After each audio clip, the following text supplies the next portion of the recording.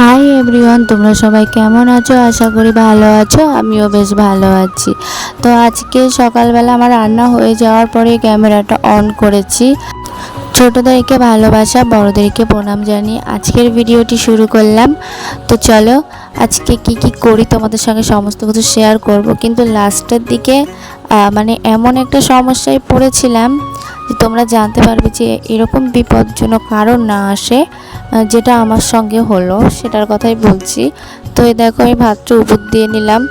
তো আগেই তরকারিগুলো হয়ে গেছিলো, তোমাদেরকে দেখিয়েছিলাম। তো তারপরে ভাবলাম যে আমি এক কাজ করি, নেতাগুলো রয়েছে, নেতাগুলো তো মানে তেল চিটকা মতো হয়ে গেছে, তো ওগুলোকে আজকে ঠিক করি। তো সেই জন্য আমি জল গরম বসিয়েছি আর তার মধ্যে সার্ফও দিয়ে দিয়েছি। তো তারপরে এই দেখো নেতাগুলো কিন্তু দিয়ে দিচ্ছি।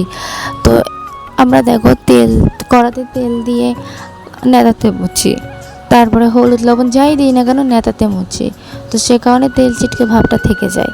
তো সেটাই, তার জন্যই আজকে এটা করা।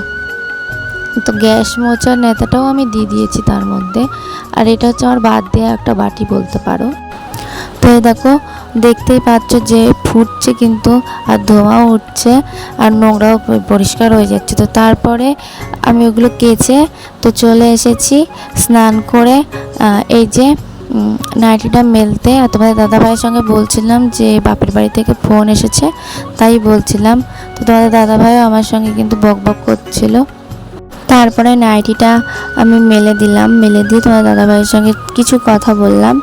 তো বলার পরে বাপের বাড়িতে চলে এসেছি। তোমার দাদাভাই বলল যাও, তো সেজন্য চলে এসেছি বাপের বাড়িতে। আর এই যে আমার বাপের বাড়ি এসেছি একটা কারণে, যেহেতু বাড়ির মধ্যে আমার মা ভাই থাকে না বাবা মারা যাওয়ার পরে। তো বাড়ির মধ্যে কারেন্টের খুঁটি বসাচ্ছিল, তো সেজন্যই আসা হয়েছিল। তো সেখানে অনেক ঝামেলা হচ্ছিল বলে আর ভিডিও করা হয়নি। তো তারপরে এই যে আমার বাপের বাড়ি অনেক সুন্দর, মানে সবুজে সবুজ, আমার খুব ভালো লাগে। আর এটা হচ্ছে আমার বাবার পেয়ারা গাছ, আমার বাবা নিজের হাতে পুষতেছিল। তো অনেকবার পেয়ারা খেয়েছি, এই গাছটাতে খুব ভালো মিষ্টি পেয়ারা হয়। তো এই যে, আর এবারও কিন্তু অনেক ফল এসেছে, কিন্তু আমাদের পর্যন্ত হয়তো পৌঁছাবেই না, কারণ যেহেতু কেউ থাকে না যে যেরকম পারবে সেরকমভাবে নিয়ে খাবে। আর ওই পাশে ফুল গাছ ছিল, ফুল গাছেও ফুল হয়েছে। আর এটা হচ্ছে কারি পাতা গাছ, আমি লাগিয়েছিলাম কিন্তু বড় করেছে আমার বাবা, ঠিক আছে। তো আমি কিন্তু নামেই লাগিয়েছি, কিন্তু জল দিয়েছে আমার বাবা প্রত্যেক দিন বিকেলে দিয়ে এত বড় গাছটা করেছে। আর এই যে কাঁঠাল গাছ বাবা পুঁতেছিল, সে কাঁঠাল গাছকে না কেটে দিয়েছিল, এসে ঘাস কাটতে এসেছিলো আমাদের বাড়ির ভেতরে, এসে কেটে দিয়েছিল। তো তারপরে আবার ওখান থেকে আবার কাঁঠাল গাছটা বড় হয়ে গেছে। আর এত মানে বাগান, তো মানে ভয় লাগছিলো, গাছ চুপচুপ করছিল। তো তারপরে আমার বাপের বাড়ির পেছনেই আছে এই শনি মন্দিরটা, মানে নতুন করে হয়েছে, আমার বাবা বেঁচে থাকতে ছিল না, সবাই মিলে একটা উদ্বোধন করা হয়েছে। তো তারপরে চলে এসেছি এই যে যমুনার ধারে, আমার বাপের বাড়ির যমুনার ধারে। বাপের বাড়ি যাবো, যমুনার ধারে যাবো না, এটা কখনো হয়? তো এই যে চলে এসেছি যমুনার ধারে। আর এই যে কলা গাছগুলো দেখছো, এই কলা গাছগুলো বাবার হাতের, যাই দেখবে এখানে আমার বাবার হাতেরই করা। আর এই যে তোমাদেরকে দেখাচ্ছি, দেখো এই যে কারেন্টের পোল আছে না, আর এখানে মাটি খোঁড়া আছে, দেখো ওই কারেন্টের পোলগুলো পুঁতছিল, আমাদের বাড়ির দিকেও পুঁতেছিল, সেটা আমি আর ভিডিওতে নিতে পারিনি।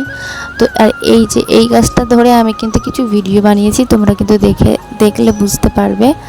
তো আর এই যে এত পরিমাণে রোদ, লাস্টার যে গেলাম না, চলে এসেছি। তো তারপরে ফোন এসেছিলো বনগাঁয় যাওয়ার জন্য, যেহেতু বোন হাসপাতালে ভর্তি রয়েছে, আমার মামার মেয়ে। তো এই যে আমি বনগাঁয়ে এসেছি, এই যে বনগাঁ হাসপাতাল এটা।